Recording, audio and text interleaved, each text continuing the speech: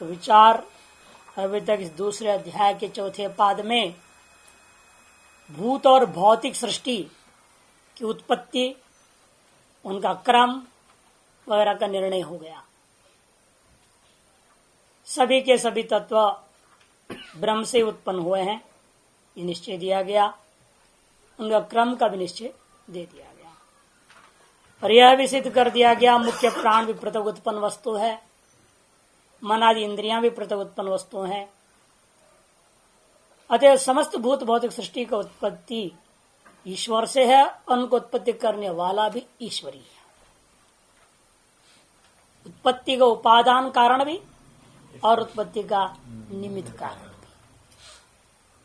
इस अगला अधिकरण में भी इसी प्रश्न में विचार करते हुए होगा कि क्या घट पट वगैरह जो बनते हैं, इनका जो नामकरण हो रखा है और इनका जो रूप तय है, स्वरूप, क्या यह भी ईश्वर से है अथवा जीव का अपना स्वातंत्र है? उत्पादक जो निमित्त कारण है, नाम और रूपात्मक इस बाह्य जगत का, अति स्थूल सृष्टि का, इसमें जीव की कर्तृत्व है या नहीं, इस पर विचार करने के लिए अगला अधिकरण प्रसंग संगति से उत्पत्ति उत्पाद्यों का विचार के पश्चात उत्पादक का विचार आरंभ करने के लिए शुरू करते हैं। संज्ञा मूर्ति क्लिप्त अधिकरणम। संज्ञा माने नाम, मूर्ति माने रूप, नाम रूप की सिद्धि का अधिकरण। ये कैसे सिद्ध हुआ, इस पर विचार करने आरंभ करते हैं। इस अधिकरण का सार है, अधिकरण सार इस प्रकार से है। नाम रूप व्याकरणे जीव कर्तातेश्वर अनेन जीवेन इत्युक्तेर व्याकर्ता जीव इष्यते। जीवान्वः प्रवेशेन सन्निधेः सर्वसर्जने जीवो अशक्तः शक्त ईशौत्तो मुक्तिस्ततेक्षितुः।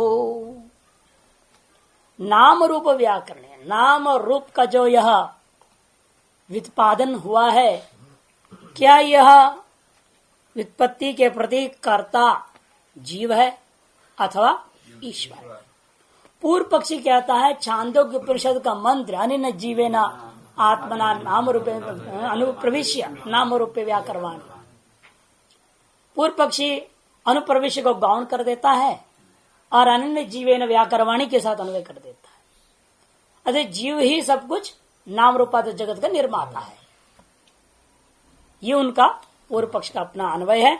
उसके अंदर उसका सिद्धांत है अनन्य जीवन इत्युक्ते छांदोग्य व्याकर्ता जीव एव इष्यते। जीव ही मानना चाहिए। जब सिद्धांति कहते हैं नहीं, जीव है ना, ये जो तृतीयांत का अन्वय जो होगा वह अनुप्रविष्टि के साथ होगा, व्याकरवाणी इस क्रियापद के साथ नहीं। मुख्य क्रिया के साथ अन्वय नहीं करना है, गौण क्रिया के साथ अन्वय करना। कि जहां भी त्वा प्रत्यांत ल्यबंत हुआ करता है, ये गौण क्रिया का संकेत करते हैं, बोधक होते हैं। कि प्रत्येक वाक्य में कोई जरूरी नहीं है मुख्य क्रिया हो और गौण क्रिया दोनों ही हो, ये कोई आवश्यक नहीं। जैसे देवदत्ता ग्रामं गच्छति बोल दिया आपने, तो वहां पर केवल मुख्य क्रिया है, मुख्य कर्म है और कर्ता, वहां गौण क्रिया नहीं है। यदि कहोगे देवदत्त भोजनम कृत्वा गच्छति, वहां भोजनम कृत्वा जो कह दिया इसे गौण कर्म है, गौण क्रिया भी है। और मुख्य कर्म इसमें नहीं बोला हमने जान करके, होना कोई जरूरी नहीं।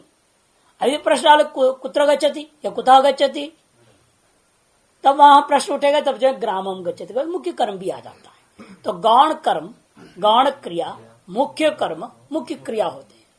एक वाक्य में ज्यादा यही होता है, इससे अतिरिक्त कुछ नहीं। 5 चीज होंगे, कर्ता, गौण कर्म, गौण क्रिया, मुख्य कर्म, मुख्य क्रिया। और इस वाक्य में 5 चीज हैं, मुख्य कर्म भी है, मुख्य क्रिया भी है, गौण कर्म भी है, गौण क्रिया भी है। अब वह परमात्मा अनेन जीवेन अनुप्रविश्य नाम रूपे व्याकरवाणी, या व्याकरवाणी मुख्य क्रिया है, उसका मुख्य कर्म नाम और रूप है। गौण क्रिया अनुप्रवेश और उस गौण कर्म, वहां पर कर्मणि में तृतीया हो रखा है, विलक्षणता। अनेन जीवेन, जीवे गौण कर्म है, जीव भाव से प्रवेश किया। कहां प्रवेश किया, अधिकरण विषय अलग है। किसमें प्रवेश किया है, लेकिन किस रूप से प्रवेश कर रहा है वही उसका कर्म हो गया। प्रवेश के प्रति जीव भावेन प्रवेश करना ही उस गौण कर्म हो गया। अब वो क्या करता है, इस गौण कर्म को ही मुख्य कर्ता मान रहा है पूर्व पक्षी, कर्तरी में तृतीया मान रहा है, कर्तरी में तृतीया। क्यों, व्याकरवाणी आया ना वहां पे, वो निजंत है, शुद्ध तिंगंत धातु नहीं है। जैसे गच्छति गमयति दोनों फर्क, गच्छति उन्हें जाता है और गमयति में जाने वाले को प्रेरणा दे रहे हैं, आप जाओ ऐसा कहा जा रहा है। ऐसी स्थिति में क्या होता है, जो जाओ प्रेरणा देने वाला वो प्रथमांत होता है और जो जा रहा है वह तृतीयांत हो जाता है। तो वो कहता है कि भाई हम यहां पर उसको कर्तृ में तृतीया मान करके उस तृतीया को हम सीधा अन्वय कर देंगे व्याकरवाणी के साथ। ये पूर्व पक्षी कहता है अनेन जीवन इत्युक्तेर व्याकर्ता जीवयिष्यते। तब सिद्धांत कहते हैं नहीं, जीवान्वय प्रवेशेन, जीव का जो अन्वय होगा वह गौण कर्म का अन्वय गौण क्रिया के साथ होगा, और उस गौण क्रिया का कर्तृत्व ने भी आप ले सकते हो जीव को, कोई आपत्ति नहीं। प्रवेशात्मक क्रिया का कर्ता जीव हो सकता है, कर्तृत्व में आप अड़ोगे तो भी हमें कोई आपत्ति नहीं है कि जीव में हम कर्तृत्व मानने को तैयार है, लेकिन किस दृष्टि से, कौन सी क्रिया, गौण क्रिया का दृष्टि से ही होगा, मुख्य क्रिया व्याकरण की दृष्टि से नहीं। तब कहता है फिर किस आधार पर कह रहे हो, सन्निधेह सर्वसर्ज सन्निधेह है सन्निधि प्रमाणात्। सन्निधि में भी दो प्रकार की सन्निधि होती ना, अनुष्ठान सादृश्य और पाठ सादृश्य। यह पाठ है अनेन जीवेन अनुप्रविश्य, अनेन जीवन आत्मना अनुप्रविश्य पाठकृत सन्निधि है। और सन्निधि प्रमाण को भी बात कर सकते हैं हम, पाठकृत सानिध्य होते हुए भी यदि पदार्थ अनुकूल न हो तो, कि पदों का अन्वय के प्रति पदार्थ की योग्यता मुख्य कारण है। वाक्यार्थ ज्ञान के तवा आकांक्षा योग्यता सन्निधिश्च, आकांक्षा योग्यता और सन्निधि, किस पद को किस पद की आकांक्षा है ये एक बात देखनी है, और आकांक्षा करने उन दोनों पदों का सामर्थ्य क्या है, योग्यता क्या है, क्या वे परस्पर संबद्ध होने लायक हैं, परस्पर अन्वय हो सकते हैं कि नहीं, वे दोनों अर्थ ये विचारणीय विषय होता है। इसे सन्निधि से भी ज्यादा बलवान योग्यता, योग्यता से ज्यादा बलवान आकांक्षा। और यहाँ पदों में आकांक्षा तो सम्यक है, लेकिन अब पदों का सामर्थ्य देखी जाए, योग्यता देखी जाएगी। क्या जीवे न इस शब्द का हम अनुप्रवेश के साथ अन्वय करना उचित सामर्थ्य मानी जाए अथवा व्याकरवाणी के साथ। तो सिद्धांति कहता है जीवो अशक्त सर्वसर्जने, जीव जो है सारी सृष्टि का सर्जन करने में असमर्थ है, समस्त नाम रूपात्व जगत का सर्जन में असमर्थ है, सृष्टि नहीं कर सकता हो।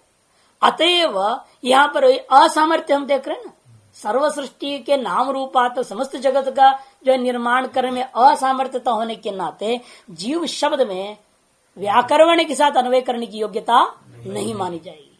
फिर किसके साथ होगा, अनुप्रवेश के साथ। उसमें उसका सामर्थ्य है, वो जहां जहां प्रवेश कर सकता है, अपने पुण्य पाप बना लेगा जैसे, वैसे कुत्ता बिल्ली जो चाहे शरीर में प्रवेश करे उसकी मर्जी, हम जैसा कर्म करेंगे वैसे शरीर में हम प्रवेश कर जाएंगे।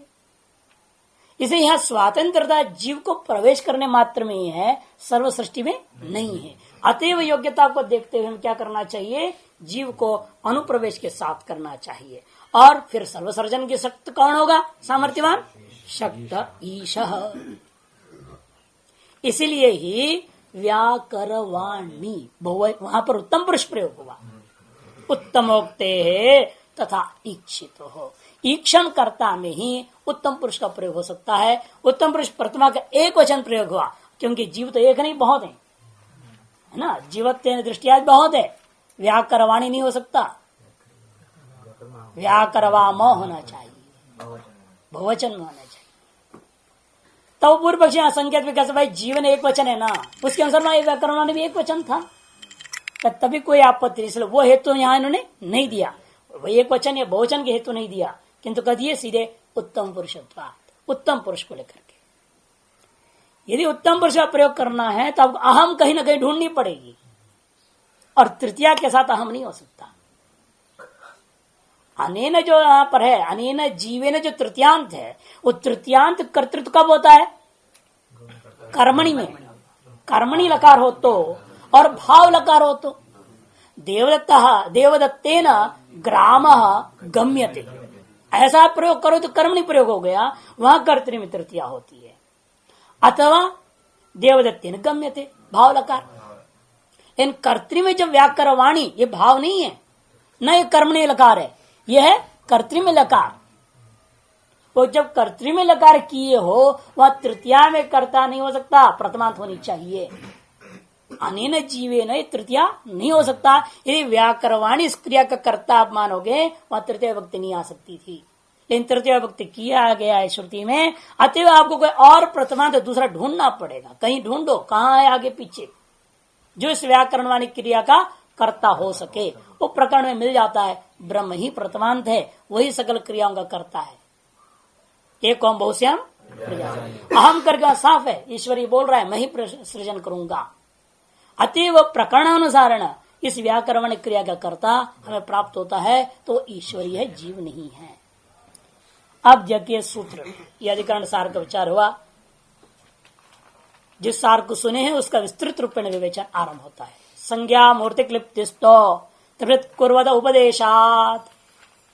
संज्ञा माने नाम, मूर्ति माने रूप। सावयव जो संगठन हो रहा है, संघात का निर्माण जो होता है, वो मूर्ति शब्द से कहते हैं। रूप माने से वो नहीं लेना कि काला पीला नीला रंग, वो नहीं। रूप माने से आकार, उसको लेना है। नाम और रूपात्मक इस जगत का तृप्ति माने उसका जो व्याकर्ता सिद्ध करने वाला कौन है? तू पूर्व पक्ष व्यावर्तन करने के लिए। पूर्व पक्ष कहता है जीव, उससे व्यावर्तन करते, किंतु जीव नहीं हो सकता। फिर कौन? त्रिवृत कुर्वतः, जिसने त्रिवृतकरण किया, पंचीकरण किया इस जगत का, उसी ने ही इस जगत का नाम रूपात्मक जगत को भी बनाया। पहले पृथ्वी, जल, तेज, जो छांदोग्य उपनिषद का प्रकरण है, वह तीन वस्तुओं की उत्पत्ति बताया, आकाश और वायु नहीं है, तो उपसंहार करके स्वीकार कर लेते पंचीकरण प्रक्रिया। लेकिन यह त्रिवृतकरण का ही प्रसंग आता है छांदोग्य में। तीन, पहले तेज उत्पन्न हुआ, फिर जल और पृथ्वी, उनका त्रिवृतकरण भी कहा। जिसने इनका सम्मिश्रण किया, त्रिवृतकरण माने सम्मिश्रण, जो सम्मिश्रण जिसने किया है वही आगे वहां पर आया, तो आप प्रत्यय प्रयोग करते, वही ईश्वर ने जो है जीवेन अनुप्रविश्य व्याकरवाणी। इसीलिए त्रिवृतकरण करने वाला जो ईश्वर है, वही इस जगत का नाम रूपात्मक का भी जगत का कर्ता है मानना चाहिए। क्यों? उपदेशात, हेतु दे दिया। ऐसी श्रुतियों में उपदेश है। उत्तम पुरुष का उपदेश वहां पर दिख रहा है, निजंत का उपदेश दिख रहा है, और कर्तृ लकार का उपदेश है। उसके अनुसार जो है आपको प्रथमांत ढूंढना पड़ेगा कर्ता, तृतीयांत कर्ता नहीं हो सकता। भाष्य, सत प्रक्रियायाम तेजोवन्नानां सृष्टिम अभिधाय उपदिश्यते। सत माने ब्रह्म के प्रकरण में, उपासना प्रकरण नहीं है, विचार या ब्रह्म प्रकरण का है। इसके सत प्रक्रियायाम, कि छांदोग्य उपनिषद में अधिकतर तो 5 अध्याय तो उपासना ही परक है, केवल 3 ही अध्याय ज्ञान परक है। इसलिए संकेत करते हैं भाष्यकारी जो विचार जो उठाया हुआ है, ये सत प्रक्रिया क्या है? ब्रह्म की प्रकरण का है, जहां पर तेज, अपर, अन्न, इन 3 का सृष्टि का कथन करने के पश्चात उपदेश थे। क्या उपदेश दिए हैं? सेयम देवता ऐक्षत हंत अहम इमास्तिस्रो देवता अनेन जीवेन आत्मन प्रविश्य नाम रूपे व्याकरवाणी। साफ या अहम प्रथमांत है इसी वाक्य में। हंता अहम इमातिस्रो देवता, व्याकरवाणी के सतन वही। तो तासाम त्रिवृतम एक एक करवाणी थी, और इन तीनों को परस्पर मिलाकर के प्रत्येक को त्रिवृत कर दूंगा। करवाणी प्रयोग हुआ है, कराऊंगा। देखने में शब्दावली तो ऐसा लगता है, कराऊंगा, है ना, निजंत। इसके आधार पर यह पूर्व पक्ष पकड़ता है, लेकिन उसका जवाब सब देंगे क्यों यह निजंत हो गया, से हेतु तो बताएंगे। तत्र संशय, इस वाक्य को सुनने के बाद यह संशय होता है कि किम जीव कर्तृकम इदम नाम रूप व्याकरणम आहोस्वित परमेश्वर कर्तृकम। यह नाम रूप का जो व्याकरण है, अभिव्यक्तिकरण है, वह अभिव्यक्तिकरण जीव कर्तृक है अथवा ईश्वर कर्तृक है। यह संशय क्यों हुआ आपको? कुतः? अनेन जीवेन आत्मना इति विशेषणार्थ, क्योंकि वह विशेषण है अनेन जीवेन आत्मना, इस जीवात्मा के द्वारा मैं कराऊंगा, ये बोला जा रहा है। इसे करने वाला कौन होगा? जीव ही होगा। ये पूर्व पक्ष है। और पूर्व पक्ष अपने जवाब दे रहा है, दृष्टांतों से समझाता है। निजंत जो प्रयोग होता है और प्रयोज्य कर्ता में तृतीया हो सकता है, जो वास्तविक करता है क्रिया का वास्तविक करता तो प्रयोज्य करता है, प्रयोजक करता नहीं। जो प्रेरक होता है तो बैठा है, जैसे हम बैठे और आपको बोलते पानी लाओ तो आप जाओगे, कार्य कौन कर रहा है? लेकिन लाना रूपी क्रिया का करता तो आप है, हम नहीं। उसी प्रकार से यहाँ भगवान जो है केवल प्रेरक है और जीव ही क्रिया का वास्तविक करता है। ये पूर्व पक्ष सिद्ध करने के लिए दृष्टांत उठाते कि यथा लोके चारेण अहम परसैन्यम अनुप्रविश्य संकलयानी इत्येवं जात्य के प्रयोग है।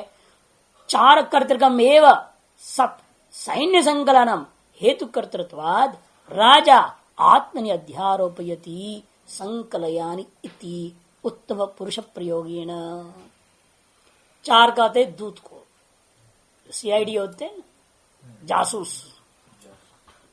दूत लोग जो होते हैं, एक तो दूत होता है स्वयं का भेजा हुआ, और यह केवल दूत नहीं लेना, ये जासूसी दूत है, गुप्तचर है।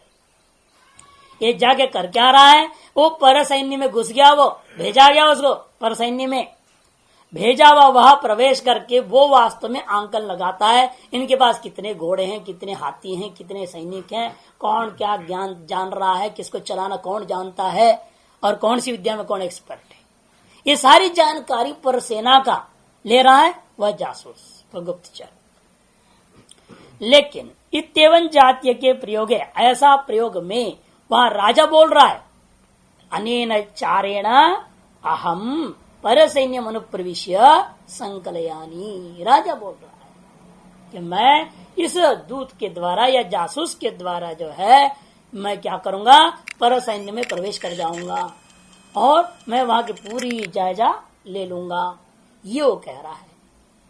इस तरह का प्रयोग में वास्तव में सारा काम कर रहा है वह गुप्तचर। चार कर्तृकमेव सत सैन्य संकलन, जो सैन्य का जो हिसाब किताब ले रहा है वो तो गुप्तचर ही ले रहा है, राजा तो नहीं गया है, तो उसका काम कर वो रहा है। किंतु हेतु कर्तृकत्वात्, किंतु हेतु माने प्रयोजक, तत्प्रयोजको हेतु सूत्र है ना व्याकरण में, तो वह प्रयोजक को हेतु भी संज्ञा होता है। जो प्रयोजक कर्तृक जो होने के कारण राजा क्या है, प्रयोजक करता है, और प्रयोज्य करता वो गुप्तचर है। और प्रयोजक कर्ता होने से राजा ने क्या किया, अपने में सारा क्रियाकलाप का आरोप कर लिया, मैं संकलन करूंगा ऐसा बोलने लगा। आत्मनि अध्यारोपयति, और क्या शब्द प्रयोग कर दिया, संकलयानी। इस प्रकार से उत्तम पुरुष निजंत का प्रयोग कर लेता है। एवं इसी प्रकार यहाँ पर भी वह वास्तविक संकलन क्रिया करता यथा गुप्तचर है, तद्वत यहाँ पर भी वास्तविक नाम रूप क्रिया का कर्ता जीव ही है, उसका प्रेरक मात्र ईश्वर। और ईश्वर ने आरोप कर लिया अपने में, जीव का करने का काम धंधे को अपने में ले लिया और कहने लगा मैं व्याकरण हम व्याकरवाणी, ऐसा प्रयोग कर दिया। ये पूर्व पक्ष का अपनाश है। एवं जीव कर्तृक में सन नाम रूप व्याकरणम हेतु कर्तृत्वाद देवतात्मनि अध्यारोप्यति व्याकरवाणी थी उत्तम पुरुष प्रयोग है ना। यद्यपि जीव कर्तृक फिर भी नाम रूप का जो अभिव्यक्तिकरण है वह प्रयोजक कर्ता होने से विशुद्ध ब्रह्म जो देवतात्मा है उसमें आरोप करके वह बोल रहा है व्याकरवाणी थी, उत्तम पुरुष को प्रयोग कर दिया गया। एक बात, एक हेतु हो गया और दूसरा पूर्व पक्ष अपना हेतु दे रहा है अपिच। और दूसरी बात यह है डित्थ डवित्थादिशो नामसो घट शरावाश रूपेशो जीवस्यैव व्याकर्तृत्वम दृष्टम। जैसे नाम देते हैं, किसका नाम देता, डोली रख दिया, बुल्ली रख दिया, कुछ भी नाम रख देते हो। ये नाम के भगवान आके बता रहे तुमको, ये रखो, किट्टी पिट्टी पता नहीं क्या क्या नाम रख देते हैं, टोनी है, कुछ भी नाम। आजकल इन नामों का पीछे न वेदों में है, न पुराणों में है, न किसी स्मृतियों में नाम है। ये कहां से आए? ये तो जीव तो अपनी मर्जी से रख रहा है। इसे साफ है, नामकरण करने में जीव का अपना स्वतंत्रता है। इसी प्रकार से घट को इतना बड़ा बनाऊं कि छोटा बनाऊं कि मोटा बनाऊं, कैसे बनाऊं, वो आपकी मर्जी होती। और मकान बनानी आपकी मर्जी है, 10 बाय 12 का कमरा बनाओ तो 20 और 50 का बनाओ, तो अपने मर्जी से बनाते हो ना। कि ईश्वर बोलता है तुमको इतनी बनाओ, तुम ईश्वर की प्रेरणा से तो कुछ नहीं हो रहा है।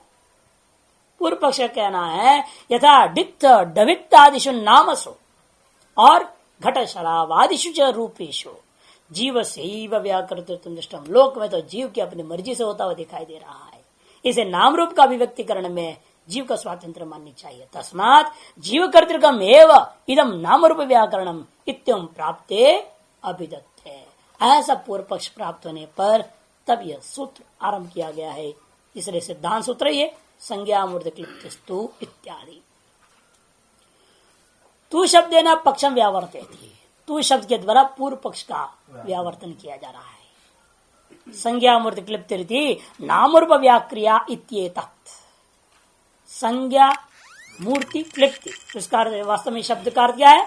नाम रूप का क्लिप्ति मानी व्याक्रिया, अभिव्यक्ति। इत्येतत् ये कौन करता है? त्रिवृत कुर्वतः। यदि परमेश्वर लक्ष्य, जिसने त्रिवृतकरण किया वही ये काम भी कर रहा है। ऐसे त्रिवृत कुर्वतः यह शब्द परमेश्वर को लक्षित करता है।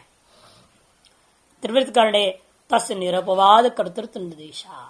क्योंकि सारे जो भी दर्शन वाला है, जितने भी दर्शन के लोग हैं, नैयायिक ले लो, चाहे मीमांसक ले लो, वैशेषिक ले लो, इन सबको क्या है ये मानना पड़ता है। शुरू में इन परमाणुवादों को कौन जोड़ा था? ईश्वर ने तो जोड़ा, इनको बनाया। सभी के अंदर एक बात बिल्कुल पक्का है सभी दार्शनिकों का कि भाई या तो मानेंगे प्रकृति का स्वभाव से हो गया, या तो ईश्वर ने बनाया। दो ही तो बात कहेंगे ना। जो सांख्य वाले हैं, योग वाले हैं, वो कहेंगे मूल प्रकृति का अपना स्वभाव है। और सत्वरजतम जो गुण थे स्वतः ही अवयव हो गए और उनमें विषमता आ गई। जीवों के कर्माधीन, जीव ने नहीं बनाया, जीवों के कर्मों की वजह से विषमता आई और सारा सृष्टि निर्माण होना शुरू हो गया। लेकिन यहाँ यही है कि उन लोगों के द्वारा भी एक बात तो स्वीकृत हुआ ना कि जीव कर्तक प्रथम सृष्टि नहीं है। जो आद्य सृष्टि है, आरंभ जो हुआ था, वह जीव कर्तक नहीं है। ये तो सभी मानते हैं। इसलिए पंचीकरण प्रक्रिया हो, चाहे त्रिवृत प्रकरण प्रक्रिया, परमाणु को जोड़ने की प्रक्रिया हो, या सत्य स्तंभ का जो है विषम अवस्था को प्राप्त जगत उत्पत्ति की प्रक्रिया हो, जगत उत्पत्ति सामान्य की बात जहां तक होता है वह तो ईश्वर का है या मूल प्रकृति का है, जीव का नहीं है। यह सर्वमत सिद्ध है। इसलिए उसमें तो हमें विवाद करना नहीं है, उसमें तो विचार करने की जरूरत नहीं है। विचार उसमें करना है जिसमें विवाद है। विवाद का भी कारण स्वयं श्रुति में प्रयुक्त शब्दावली से संशय उत्पन्न हो गया है। इसलिए कहते कि देखो कि सर्वमत सिद्ध निरपवाद कर्तृत्व निर्देशा। त्रिवृतकरण के मामले में जगत का जो है भूत और भौतिकों की त्रिवृतकरण जो था आरंभ में, उसका जो कर्ता निरपवाद है। किसी भी दर्शन में कोई विवाद नहीं है, या तो ईश्वर है या तो वो मूल प्रकृति है। मैंने जो त्रिवृत को निर्माण किया है वो है। इसे जान के नाम नहीं ले रही है ईश्वर। यहाँ सूत्र में भी त्रिवृत कुर्वता बोल दिया, क्योंकि सर्वसामान्य सिद्धि लाना है ना। ईश्वर कह दो फिर कहे भाई सांख्य तो ईश्वर मानता नहीं, वैशेषिक तो ईश्वर मानता नहीं, चार्वाक भी ईश्वर मानता नहीं। इन तीनों के मत में कैसे व्यवस्था दोगे? वहां जो भूतों की सम्मिश्रण कैसे हुआ था ये आप नहीं बता पाएंगे। इसी वजह से उन्होंने ईश्वर शब्द न प्रयोग करता सूत्र में त्रिवृत कुर्वतः ये शब्द प्रयोग कर दिया। इसे लक्षित कर दिया जिसको भी आप मानेंगे, लेकिन जीव को तो नहीं मानते ना। भूतों का सम्मिश्रण पूर्वक ये जो भौतिक सृष्टि का आरंभ हुआ वह सम्मिश्रण करता किसी के भी मत में जीव नहीं है, चाहे चार्वाक हो चाहे कोई भी। अतः जानकर सूत्रकार ने यहाँ यह शब्दावली प्रणीत सीधे ईश्वरात कह सकते थे, इन विवाद ना हो। इसे अविवादित करने के लिए उन्होंने शब्द प्रयोग किया। जिसने भी इन भूतों का सम्मिश्रण करके इस जगत का निर्माण किया वही नाम रूप का भी निर्माण करता है। त्रिवृत कुर्वते थे परमेश्वरम लक्षित। इसलिए वो परमेश्वर को हमारे मत के अनुसार लक्षित करना है, दूसरों के मत के अनुसार चाहे मूल प्रकृति हो चाहे कुछ भी हो, लेकिन ये सिद्ध हो गया जीव नहीं है। इतने से मतलब है यहाँ तस् निरपवाद कर्तृत्व निर्देशात् यायम संज्ञा क्लिप्तिर मूर्ति क्लिप्तिश्च अग्निरादित्य चंद्रमा विद्युत।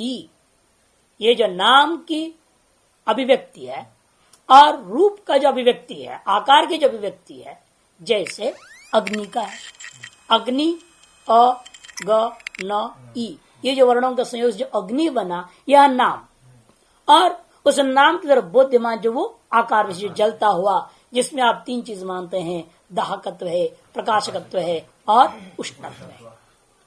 ये जो तीन गुण विशेष धर्मों से युक्त एक तत्व विशेष को आप मान रहे हैं, वह रूप और उसका जो नाम अग्नि, ये दोनों चीज इसी प्रकार से आदित्य और वह स्वरूप, चंद्रमा और उसका जो रूप इत्यादि, विद्युत और उसके रूप, तथा इसी प्रकार से कुश काश पलाशादिषु च पशु मृग मनुष्यादिषु च प्रत्याकृति प्रतिव्यक्ति च अनेक प्रकार। कुश काश पलाश आदि घास वगैरह में, पशु मृग मनुष्यादियों में, सभी में जो प्रत्याकृति निश्चय कर दिया, गौ मन ऐसी होगी, ठीक है, कोई गौ थोड़ी लंबी चौड़ी होगी, कोई पतली होगी, बात अलग चीज है। मनुष्य में जैसे कोई मोटा हो जाए, कोई पतला हो जाए, लेकिन मनुष्य आकार तो निश्चित है ना, और नाम में मनुष्य भी तो निश्चित है।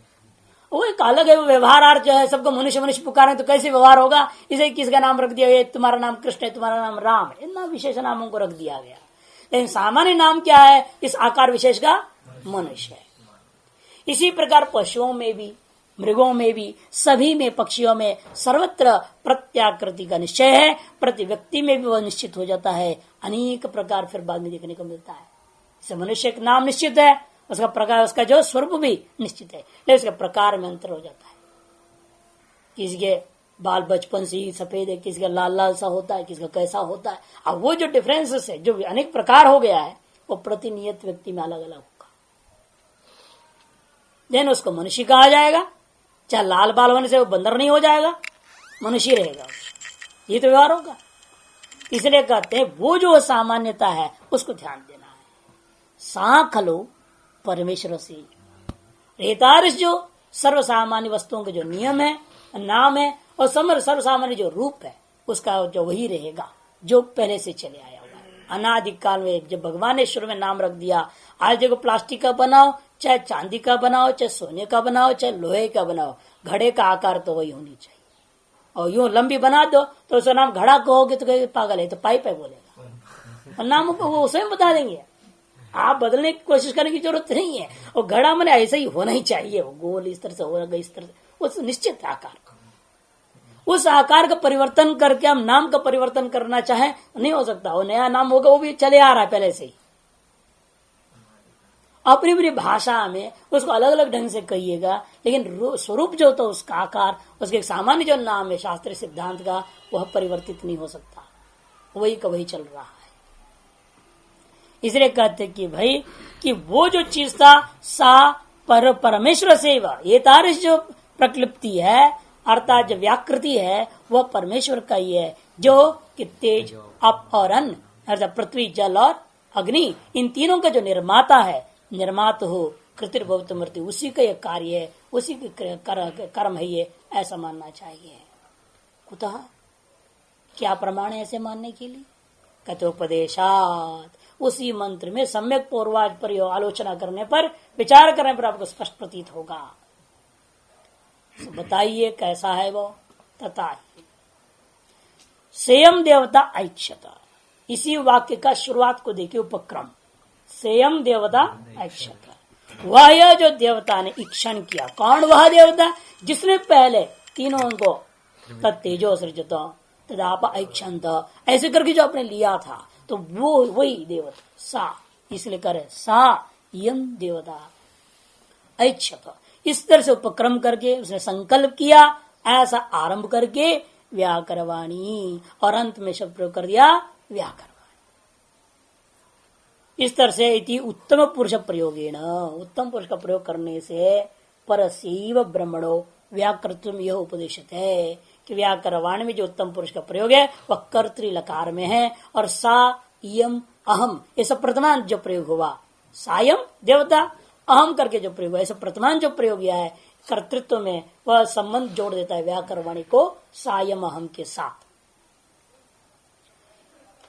व्याकृतम यह उपदिशत है परसैव ब्रह्मण, इस उत्तम प्रयोग के द्वारा परब्रह्म परमात्मा ही एतादृश नाम रूप के व्याकर्ता है, या उपदेश हुआ है। ननु जीवे नहीं थी विशेषणात् जीव कर्तृकत्व व्याकरणस्य अध्यवसितम। कहते हम पूर्व पक्षियों ने आपको युक्तियों के द्वारा लौकिक दृष्टांत गुप्तचर आदि के दृष्टांत के द्वारा हमने आपको सिद्ध कर बता दिया है जीव ही वास्तव में नाम रूप का व्याकर्ता है। जीवे नहीं थी विशेषणात् जीव कर्तृत्व में व्याकरणम, ऐसा हमने निश्चय लिया इस नाम और रूप का। नहीं तो देवम सिद्धांत कथा आपने कह तो दिया है, लेकिन आपकी युक्तियां यहाँ बन नहीं रही है। आपने जो हेतु दिया है वो सिद्ध नहीं हो सकता है। क्यों? क्योंकि जीवे नित्यतत् अनुप्रविश्यत्य न संबध्यते आनंतर्यात् न व्याकरणवाणित्यनेन। जो जीवेन शब्द है वो अनुप्रविश्य इसी शब्द के साथ गौण क्रिया के साथ ही उसका संबंध हो सकता है। क्यों? आनंतर्यात् सन्निहितत्वात् पाठकृत जो है सामीप्यात्, ये हो सकता है। न व्याकरणवाणित्य न व्याकरण उसके साथ जीवन का संबंध असंभव है। क्यों? तेन ही संबंध है व्याकरणवाणित्ययम देवता विषय उत्तम पुरुष औपचारिक कल्प्यता। तब तो समस्या ये होगा कि यदि मान लो जीव के साथ व्याकरणवाणी का संबंध जोड़ भी दोगे, फिर यह कहना पड़ेगा आपको वह देवता विषय जो उत्तम पुरुष जो प्रयोग हुआ है औपचारिक प्रयोग हो गया कहना पड़ेगा। यह आपत्ति है। नच गिरि नदी समुद्रादिशु सकल सृष्टि का निर्माता असंभव है ना, वो जो हेतु दिया उसका व्याख्या करना आरंभ करते हैं। और सबसे बड़ी दूसरी बात यह है कि गिरि नदी समुद्र आदि सभी के नाना विधेषु नाम रूपेशु अनिश्वर से जीव से व्याकरण सामर्थ्यम न चास्ति। जो पहाड़ है, नदियां हैं, समुद्र है, नाना प्रकार के जो नाना रूप और नाना नाम वाले का निर्माण करने में अनिश्वर से जीव से असमर्थ जीव के द्वारा इनका नाम रूप का अभिव्यक्ति करना असंभव है। येषु चाप्यस्ति सामर्थ्यम तेषु परमेश्वर आयत्तमेव तत्। और जो कुछ भी आप समझ रहे मैं बनाया, अरे तुम जो बनाए हो तुमको जो दम किसने दी बनाने का है? ताकत कौन दिया? वो सामर्थ्य कहां से आ गया? इतनी अकल कैसे चल गई? सोचो तो भला। आपका अकल उस काम को इस तरह से बढ़िया सुचारू रूप में सम्यक प्रकार करने में किसने चलाया? उसी का दिया ना। इसे धियो यो न प्रचोदयात क्यों बोलते हो? धियो यो न प्रचोदयात बोल रहे हो कि नहीं बोलते हो गायत्री मंत्र में? जो हमारे बुद्धि को सदा प्रेरणा देने वाले परमात्मा, आप हमारे पर जो अपने तेज से कृपा करो, ये प्रार्थना करने की क्या जरूरत है?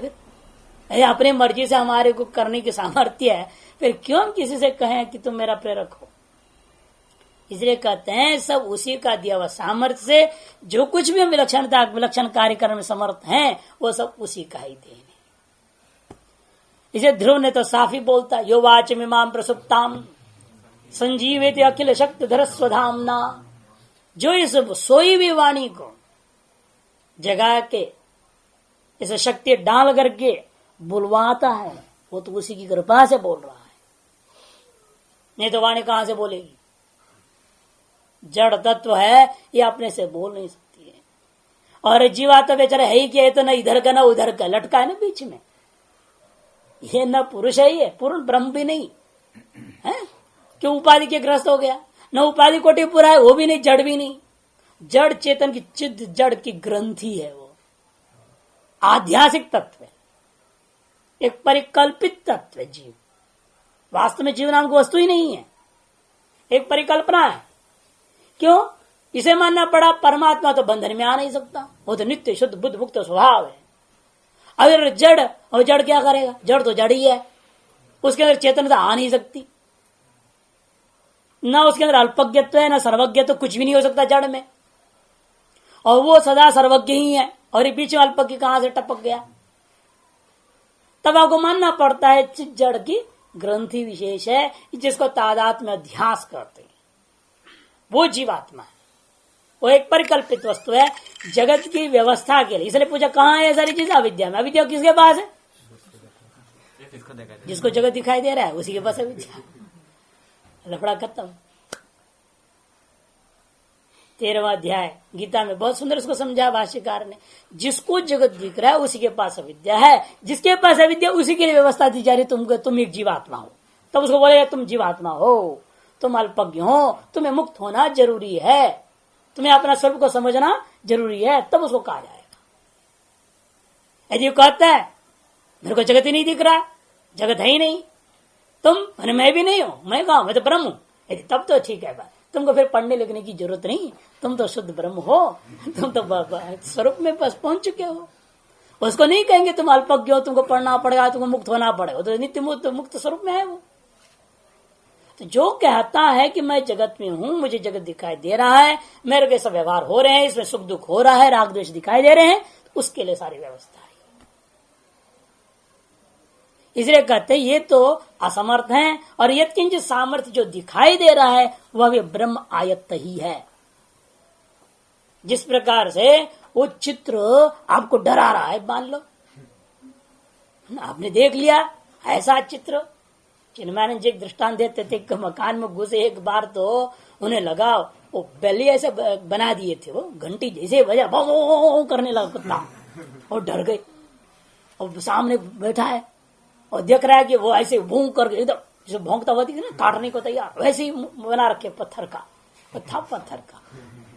लेकिन घंटी के साथ वो दिखा ना उन्होंने, उसमें ऐसा बुद्धि में भ्रांति हुई, फिर शब्द और वह दृश्य तादात्म्य हो गया दिमाग में, और सोच रहे सचमुच में कुत्ता भौंक रहा, काटेगा, मैं अंदर रखूंगा पैर।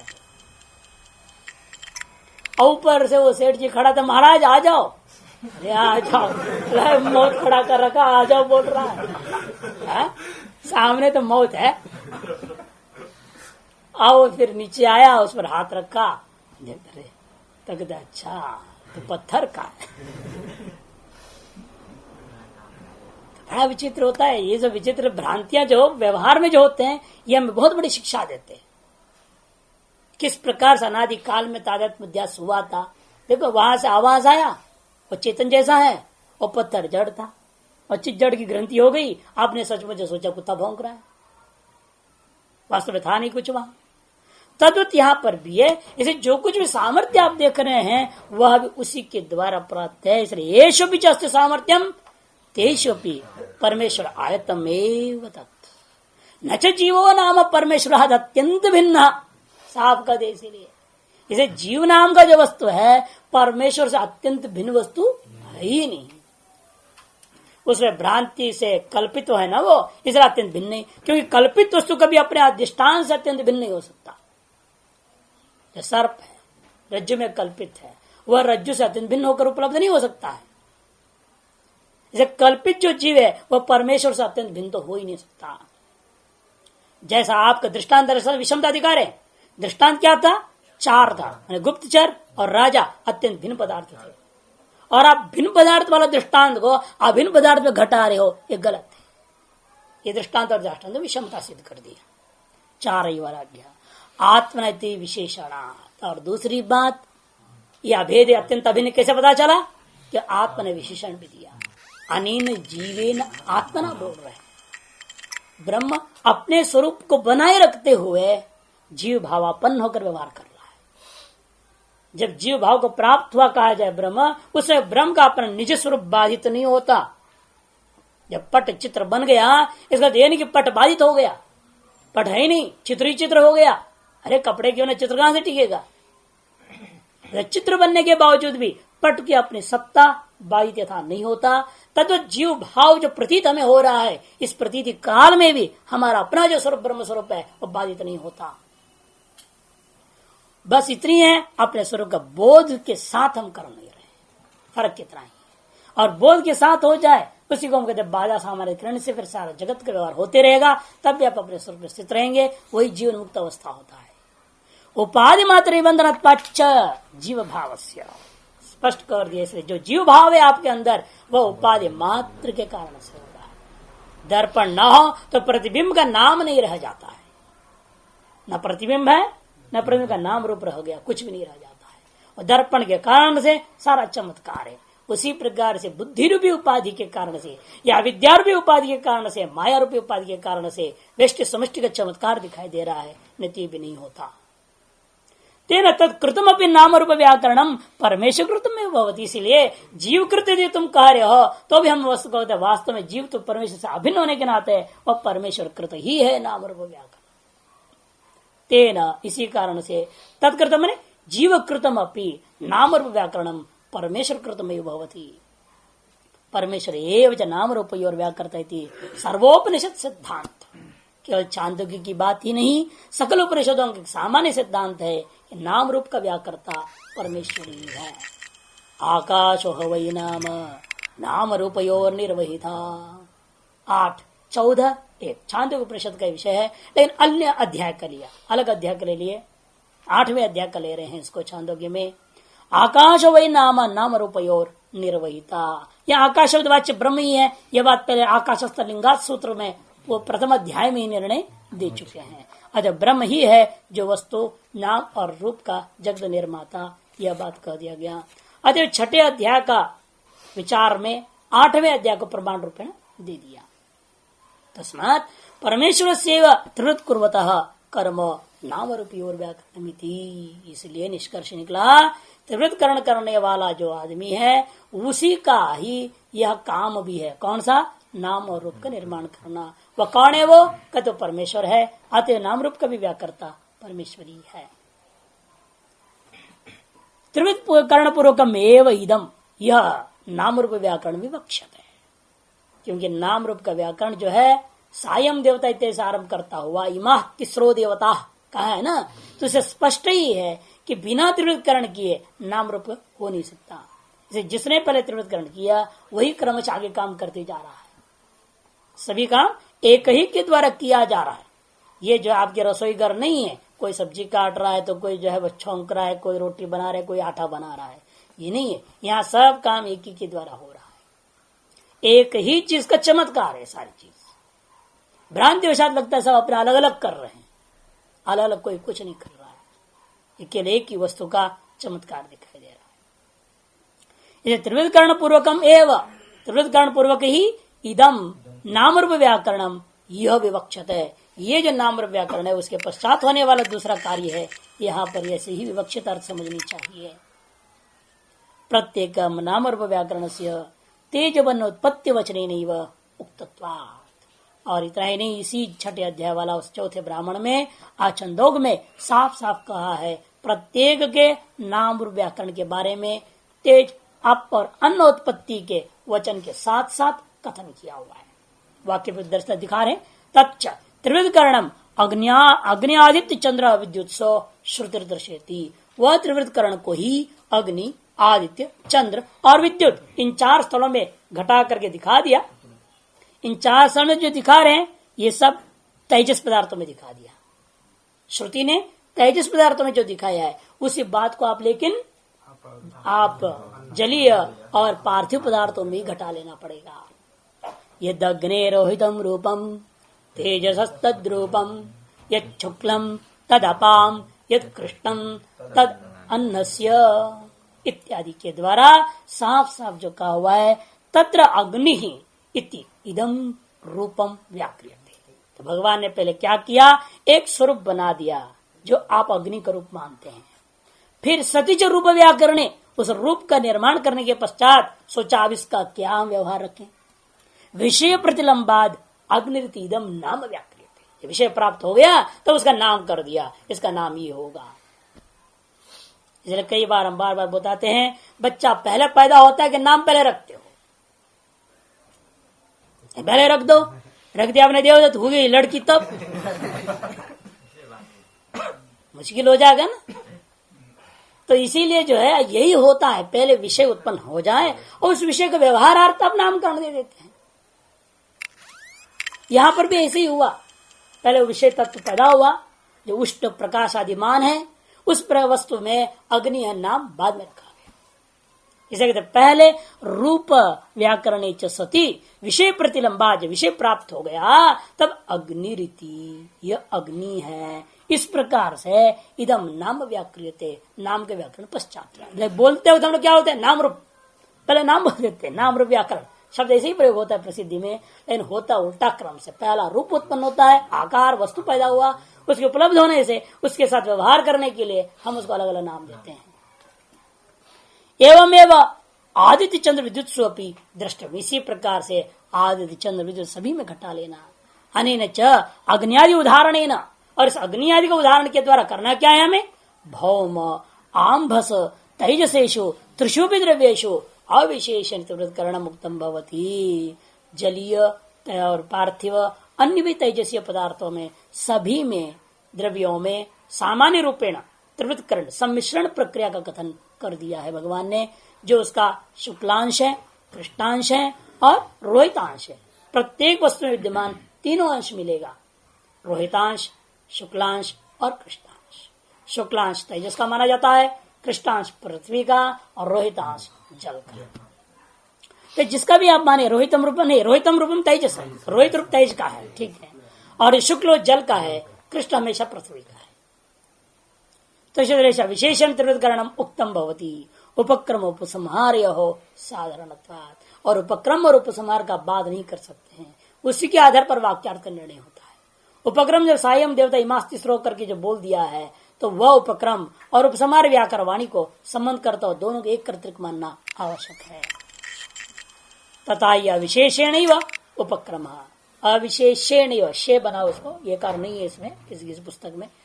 अविशेषेण उपक्रम, सामान्य उपक्रम देखने को मिल रहा है। इमास तिस्रो देवता, किसी का नाम नहीं ले रहा है, सामान्य इदम शब्द जो सर्वनाम वाचक है उसका प्रयोग किया। इमा तिस्रो देवता त्रिवृत्तिका भवती, ये सामान्य अविशेष माने सर्व सामान्य कथन है, किसी का नाम नहीं ले रहा है, कुछ भी नहीं है।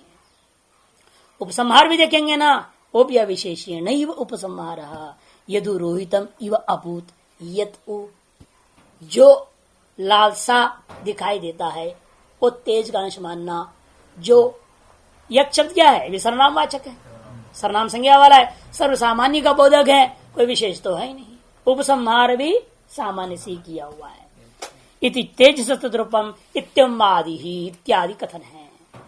यद अविज्ञातम इव भूत इत्येतासामेव देवतानाम समासी थी, इसे जिसको आप ये घट है ऐसा विशेष रूप में जान लेते हो, यद अविज्ञातम इव भूत, वास्तव में क्या विज्ञान होना है? विज्ञान स्वरूप ही आप है, जो विशिष्ट विज्ञान है वास्तव में प्रतीति मात्र है। इसे जो कुछ भी अब मैंने जान लिया ऐसा अनुभव के समान आपका हो रहा है, वह अनुभव का पीछे इनका ही सम्मिश्रण है, ये त्रिवृत्करण ही है। ये त्रिवृत्करण न हुआ होता तो आप किसी भी वस्तु को मैं इसको जान रहा हूं ऐसे विशेष रूप में ग्रहण नहीं कर पाते।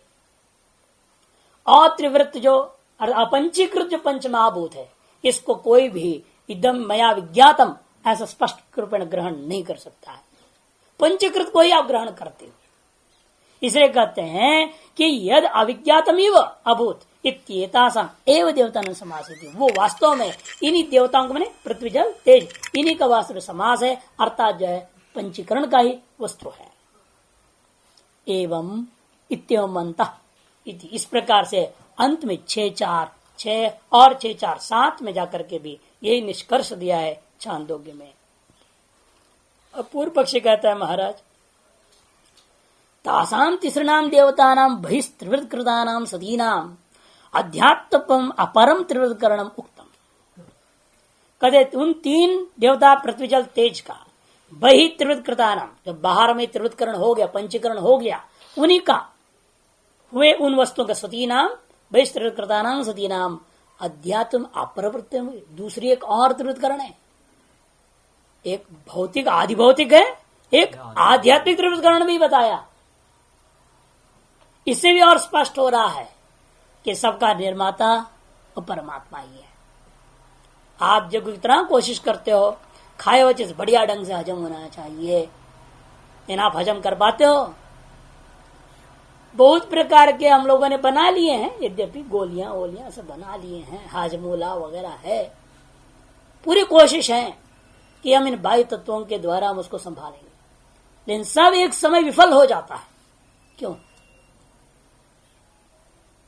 ये तो अपना कर्मफल भोग है जिसकी वजह से सफलता कुछ दिखाई दे रही है, इन वास्तव में उसकी मर्जी है, वो पचाना चाहेगा तो पचाएगा, नहीं तो नहीं, या कुछ भी कर लो आप। जो भगवान ने स्वयं कहा दिया ना, पचाम्य हम चतुर्विधम, हम वैश्वानरो भूत्वा पचाम्यन्नम चतुर्विधम, वही पचा रहा है, हम थोड़े पचा रहे हैं। हम तो खाने में थोड़ा स्वतंत्रता लग रहा है, लेकिन वाकई में किसी चीज में नहीं है। ये सब इसे कठपुतली का नाच बोलते हैं, पपेट शो है ये जो चल रहा है। केवल झूठी अहंकार बीच में जो है ना फालतू का टपक जा रहा है, अनावश्यक। मैं बकरी बन गया है। सच्चाई तो विचार करके देखते तो कुछ भी नहीं टिकता है, वास्तव कोई बात नहीं बनती। इसे कहते हैं कि जो आध्यात्मम अपरम त्रिविध कर्णम, जो त्रिविध कर्ण अंदर के भी अलग बताया गया है। मांस आदि बनता है बोला ना उसने, जो खाए पीस का जलांश है वो ये होगा, तेजांश तो वो होगा, हड्डियां बनेंगे, अमुक होंगे, यहाँ भी त्रिविध कर्ण बताया अध्यात्म में भी। इमा तिस्रो देवता पुरुषम प्राप्य त्रिवृदेकिका भवती 6 4 7 इति। वह यह जो तीनों देवता अर्थात पृथ्वी जल तेज इस पुरुष को प्राप्त करके, जो आप खाते पीते खाने वाले इस पुरुष को बोल रहे हैं यहाँ पर, ब्रह्म नहीं पुरुष माने आप खाने वाले के अंदर घुसने के बाद ये क्या करते तीनों अंदर, फिर विभाजन को प्राप्त हो जाते हैं। उसका एक स्थूल रूप होता है जो निकल जाता है बोल दिया शौच आदि के द्वारा, और जो सूक्ष्म रूप होता है इंद्रिया बन जाते हैं, और उसकी जो और सूक्ष्मतर होता है वो होता है। सारी व्यवस्था दी गई है। वो जो बात वो भी इसमें प्रमाण है। तदानीम आचार्य यथाश्रुत्येव उपदर्शयति आशंकित कंचित दोषम परिहरिष्यन्। इसलिए आचार्य व्यास जी जो है ना यथाश्रुति के आधार पर उपदर्शयति, ये दर्शाना चाह रहे इन बातों को, चाहे आदि भौतिक को चाहे आध्यात्मिक को, सभी अवस्थाओं में सभी चीजों में नाम रूप का व्याकर्ता और परमात्मा ही है। इस बात को क्यों उत्पादन किया? उस पूर्व पक्ष किंचित शंका का परिहार करने की इच्छा से अगला सूत्र आरंभ होता है।